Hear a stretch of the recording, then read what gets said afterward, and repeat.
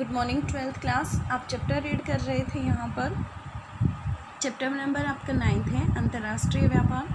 तो यहाँ पर मैंने आपको कल गेट और WHO के बारे में बताया था। ठीक है, गेट की स्थापना कब हुई थी, गेट को ट्रांसफॉर्म कब किया गया था WHO में, WHO की स्थापना कब हुई थी। ठीक है, WHO का हेडक्वार्टर कहाँ पर है, WTO में WTO का हेडक्वार्टर कहाँ पर है, और WTO के अंदर हमारे जो सदस्य राष्ट्र हैं वह कितने हैं। ठीक है, तो अब यहाँ पर हम देखेंगे प्रादेशिक व्यापार समूह। प्रादेशिक व्यापार समूह व्यापारों के मदों में भौगोलिक समापीय समरूपता और पूरकता के साथ देशों के मध्य व्यापार को बढ़ाने एवं विकासशील देशों के व्यापार पर लगे प्रतिबंध को हटाने के उद्देश्य से अस्तित्व में आए। आज 120 प्रादेशिक व्यापार समूह विश्व के 52% व्यापार का जनन करते हैं। देखिए, आज के टाइम पे पूरे ट्रेड के लिए यदि हम बात करें तो 120 ऐसे प्रादेशिक समूह हैं जो विश्व के 52% व्यापार का जनन करते हैं। इन व्यापार समूहों का विकास जो है वह अंततः प्रादेशिक व्यापार को गति देने में वैश्विक संगठनों के असफल होने की प्रत्युत्तर में हुआ है। देखिए, प्रत्युत्तर में हुआ है। हम जो कह सकते हैं कि जो प्रादेशिक व्यापार समूहों की जो मतलब गठन हुआ है, उसका सबसे बड़ा रीज़न ये है कि जो वैश्विक संगठन है वह इसमें असफल रहे हैं। देखिए, यद्यपि ये प्रादेशिक समूह सदस्य राष्ट्रों में व्यापार शुल्क को हटा देते हैं तथा मुक्त व्यापार को बढ़ावा देते हैं। यहाँ हम बात करेंगे कि जो प्रादेशिक समूह सदस्य हैं राष्ट्रों में व्यापार शुल्क को हटा देंगे तथा मुक्त व्यापार को बढ़ावा देते हैं, लेकिन भविष्य में विभिन्न व्यापारिक समूहों के बीच मुक्त व्यापार का बने रहना कठिन होता जा रहा है।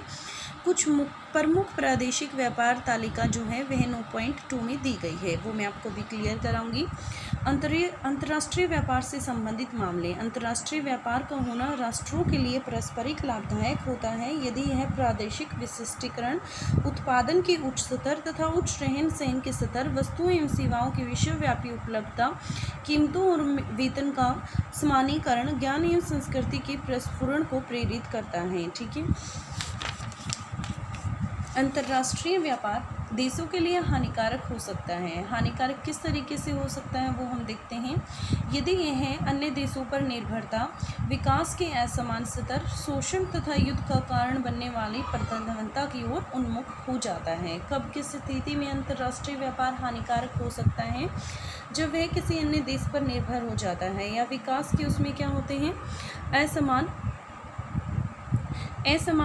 स्तर होते हैं, या शोषण या युद्ध का सिचुएशन यदि उसमें क्रिएट हो जाती है तो अंतर्राष्ट्रीय व्यापार जो है वह उस देश के लिए हानिकारक हो सकता है। विश्व व्यापार जीवन के अनेक पक्षों को प्रभावित करता है। विश्वव्यापी जो व्यापार है, ठीक है, वह जीवन के अनेक पक्षों को प्रभावित करता है। यह सारे विषयों में पर्यावरण से लेकर लोगों के स्वास्थ्य एवं कल्याण इत्यादि सभी को प्रभावित करता है। यदि हम इसकी बात करें तो यह जो है हमारे पर्यावरण से लेकर व्यक्तियों के जो स्वास्थ्य हैं, उनके कल्याण से संबंधित जो भी योजनाएं हैं, उन सभी चीज़ों को यह प्रभावित करता है। जैसे जैसे अधिक व्यापार के लिए प्रतिस्पर्धी बनते जा रहे हैं, उत्पादन और प्राकृतिक संसाधनों का जो उपयोग है वह भी बढ़ता जा रहा है। संसाधनों के नष्ट होने की दर उनके पुनर्भरण की दर से तीव्र है। परिणाम स्वरूप समुद्र जीवन भी तीव्रता से नष्ट हो रहा है। वन जो है वह काटे जा रहे हैं, नदी बेसिन निजी पेयजल कंपनियों को बेचे जा रहे हैं, और तेल गैस खनन, औषधि विज्ञान, कृषि व्यवसाय में संलग्न बहुराष्ट्रीय निगम और अधिक प्रदूषण उत्पन्न करते हुए हर कीमत पर अपने कार्य को बढ़ाए रखते हैं। उनकी कार्य करने की पद्धति सतत पोषणीय विकास के मानकों का अनुसरण नहीं करती हैं। यदि संगठन केवल लाभ बनाने की ओर उन्मुख रहते हैं और पर्यावरणीय तथा स्वास्थ्य संबंधी विषयों पर ध्यान नहीं देते हैं तो यह भविष्य के लिए एक गहरी चिंता है। ठीक है, अब यहाँ हम देखेंगे कि जो पतन अंतर्राष्ट्रीय व्यापार की प्रवेश द्वार किस तरीके से पोर्ट्स के द्वारा ट्रेड पॉसिबल है, या हम ये कह सकते हैं कि यह अंतर्राष्ट्रीय व्यापार के द्वार हैं। तो अंतर्राष्ट्रीय व्यापार की दुनिया की मुख्य प्रवेश द्वार जो है वह पोतश्रय पतन होते हैं। ठीक है, इन पतनों के द्वारा जहाजी जो माल है यात्री विश्व के एक भाग से दूसरे भाग में जाते हैं, और पहले तो समुद्री मार्गों का ही प्रयोग किया जाता था, एयरलाइंस का काफ़ी बाद में डेवलपमेंट हुआ है। अब देखिए पतन जहाज के लिए गोदी लादने, उतारने या भंडारण हेतु सुविधाएं प्रदान करते हैं। पतन का कार्य क्या होता है? जो जहाज के लिए गोदी जगह जो बनाते हैं, लादने सामान को, उतारने या भंडारण हेतु जो सुविधाएं उपलब्ध कराते हैं, वह कौन कराएंगे? पतन ही कराएंगे। इन सुविधाओं को प्रदान करने के उद्देश्य से पतन के प्राधिकारी नौ जिम्मेदारों का रख रखाव, रस्सों व बजरों की व्यवस्था करने और श्रम एवं प्रबंधकीय सेवाओं को उपलब्ध कराने की व्यवस्था करते हैं। एक पतन की महत्व को नौ भार के आकार और निपटान किए गए जहाज़ों की संख्या द्वारा निश्चित किया जाता है। एक पतन द्वारा निपटाया नौ भार उसकी पृष्ठ प्रदेश के विकास के स्तर का सूचक है।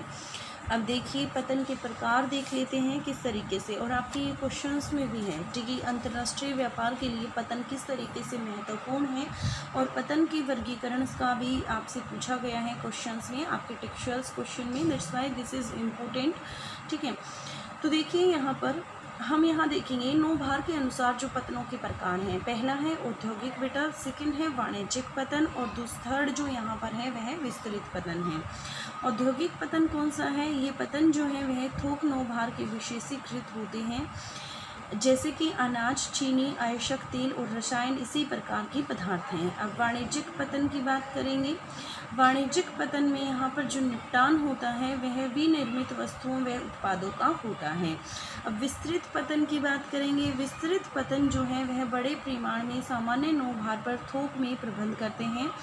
संसार के जो अधिकांश महान पतन जो हैं वह विस्तृत पतनों के रूप में ही वर्गीकृत किए जाते हैं। अब अवस्थिति के अनुसार देख लेते हैं, जहाँ वो स्थित हैं उसके अनुसार अंतर्राष्ट्रीय पतन कौन से होते हैं, अंतर्देशीय पतन कौन से होते हैं।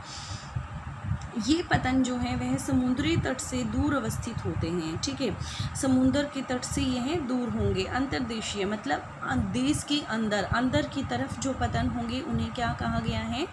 अंतर्देशीय पतन कहा गया है। ये समुद्र से एक नदी तथा नहर द्वारा जुड़े हुए होते हैं। ऐसे पतन चौरस तल वाले जहाज या बजरे द्वारा ही गम्य होते हैं। उदाहरण इसके कौन कौन से हैं? मैनचेस्टर एक नहर से जुड़ा है।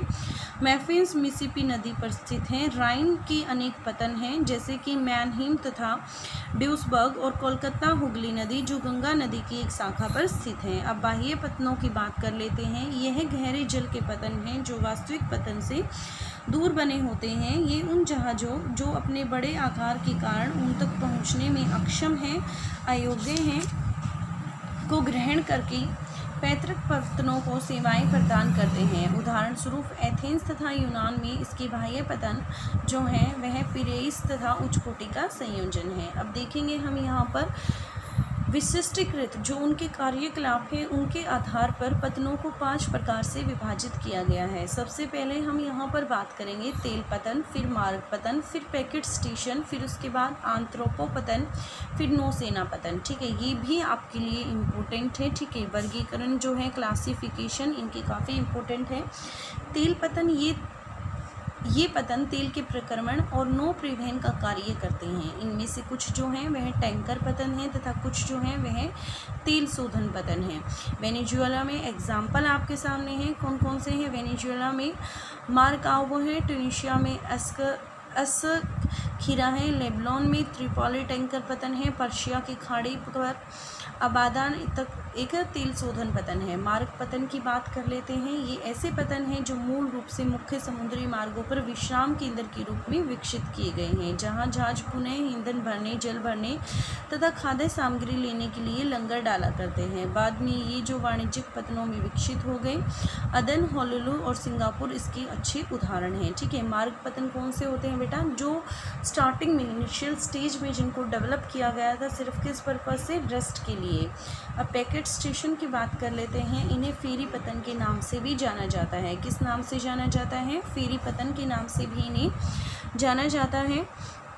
ये पैकेट स्टेशन विशेष रूप से छोटी दूरियों को तय करते हुए जलीय क्षेत्रों के आर पार डाक तथा यात्रियों के परिवहन से जुड़े होते हैं। ये स्टेशन जोड़ों में इस प्रकार अवस्थित होते हैं कि जलीय क्षेत्र के आर पार एक दूसरे के सामने होते हैं। उदाहरण स्वरूप इंग्लिश चैनल के आर पार इंग्लैंड में डोवर तथा फ्रांस में कैलाइस है। आंथ्रोपो पतन ये एक ऋण केंद्र हैं जहां विभिन्न देशों में निर्यात हुई वस्तुएं लाई जाती हैं, जो निर्यात एक्सपोर्ट की गई हैं वो वस्तुएं यहाँ लाई जाती हैं। सिंगापुर एशिया के लिए एक आंथ्रोपोपतन है, रोटरडम यूरोप के लिए और कोपेनहेग बाल्टिक क्षेत्र के लिए आंथ्रोपोपतन है।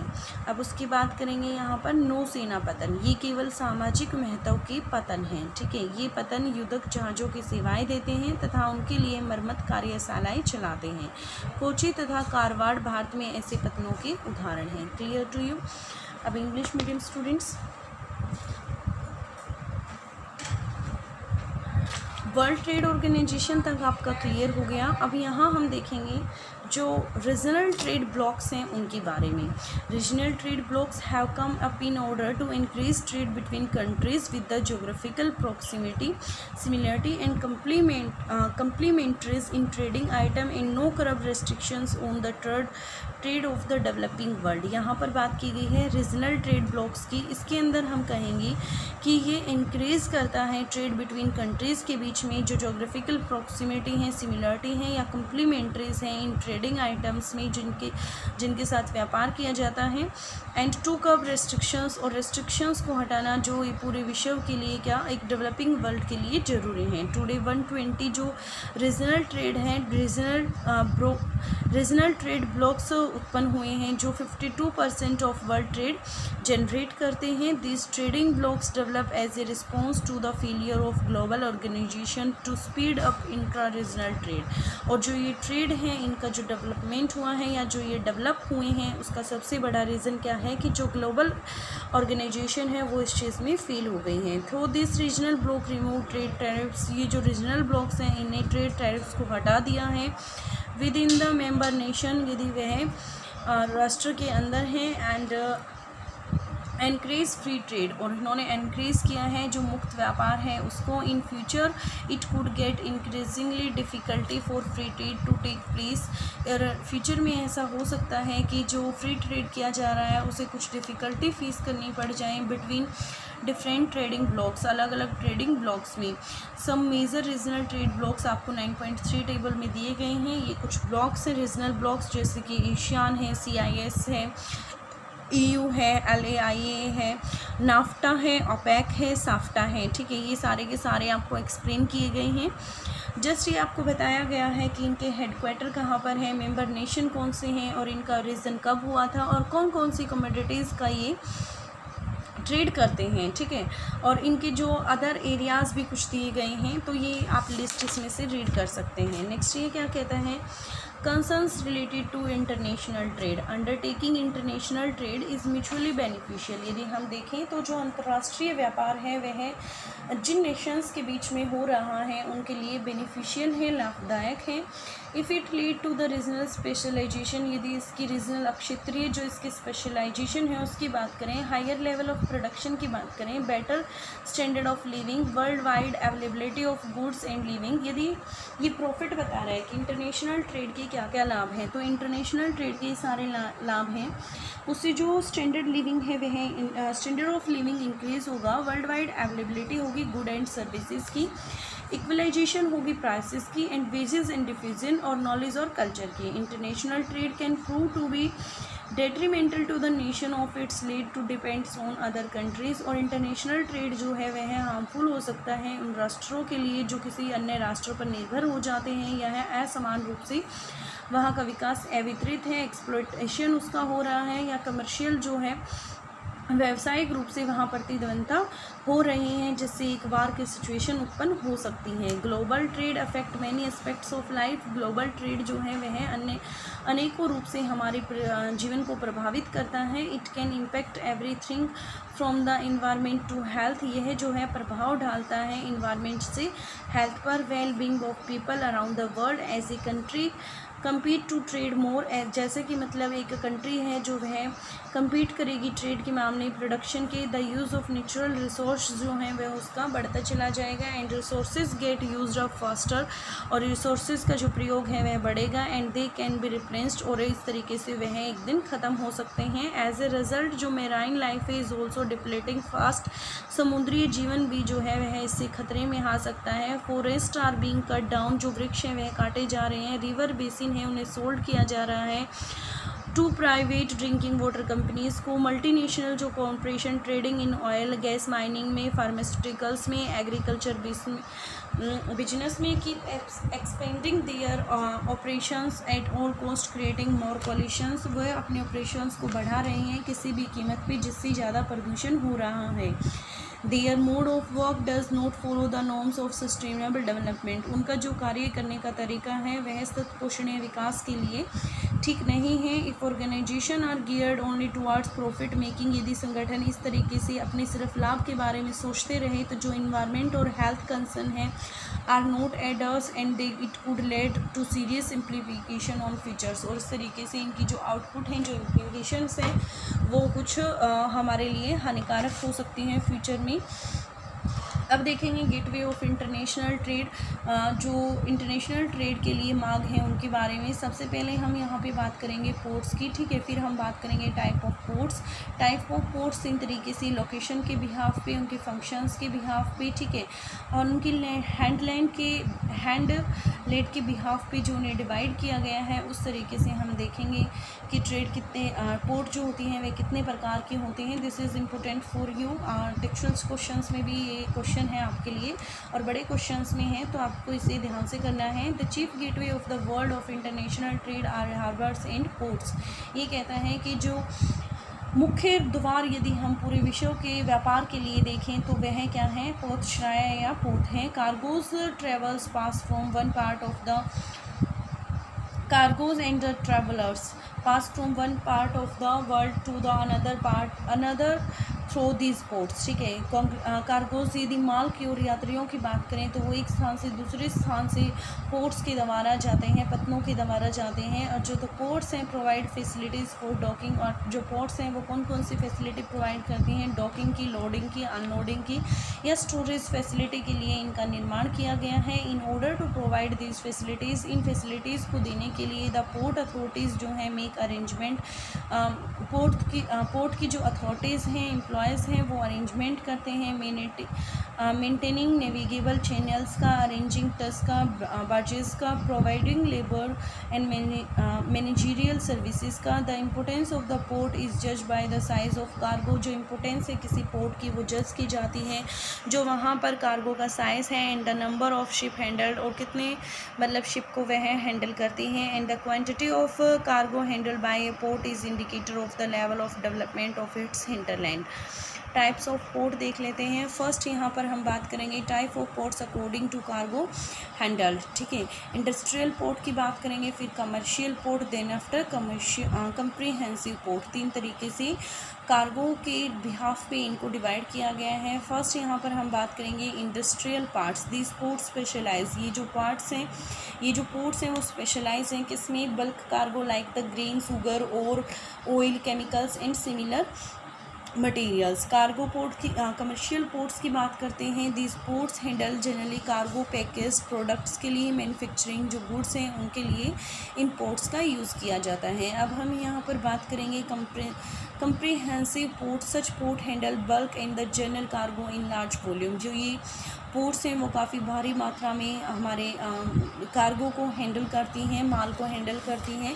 और जो ज़्यादातर जो ग्रेट पोर्ट हैं पूरे विश्व में वो कंप्रीहेंसिव टाइप की ही पोर्ट पाई जाती हैं। Type of port on the basis of location, inland ports and out ports. Inland ports वो होती हैं जो हमारे समुंदर के रास्ते से किसी इनलैंड नदियों या कैनाल्स को जो जोड़ती हैं, ठीक है, जो, और ये ज़्यादातर जो है वह चौड़े आकार की होती हैं, फ्लैट बॉटम होता है इनका।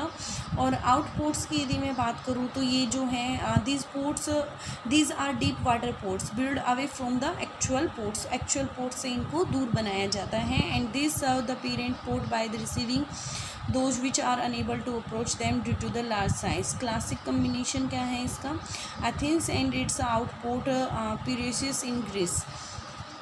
फिर देखेंगे ऑयल पोर्ट्स की बात करते हैं, ये भी इनके फंक्शन के अकॉर्डिंग इन्हें डिवाइड किया गया है। तो सबसे पहले देखिए oil ports, these ports deal in the some processing and shipping of oil. ये जो पोर्ट्स हैं किसका काम करती हैं, process and shipping of oil.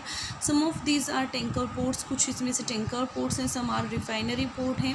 इनके अलग अलग नाम दिए गए हैं, जैसे कि Maracaibo in Venezuela, Skhira in Tunisia and Tripoli in Lebanon are the tanker port, और Abadan in Gulf of Persia is the refinery ports. Ports of call, these are the ports which are originally developed as calling point mean sea routes where ships used to anchor for refilling, watering and tanking food item। अब यहाँ पर देखेंगे packet station and entrepots ports and naval ports.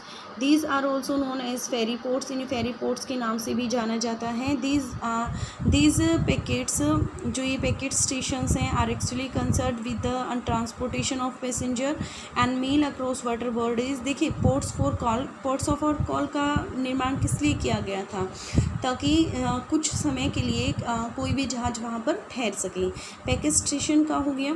फिर उसके बाद entrepot ports, these are collection centres, ये collection centres हैं जहाँ पर where the goods are brought from different countries, अलग अलग देशों से डिफरेंट चीज़ें लाई जाती हैं फॉर एक्सपोर्ट के लिए। इनमें एग्जांपल है Singapore is an entry port for Asia, Rotterdam for Europe and Copenhagen for Baltic region। Naval port, these are the port which have only strategic importance. These ports serve warships and have repair workshop for them। Kochi और Karwar are the example of such ports in India। ठीक है, clear हो गया आपको, chapter complete.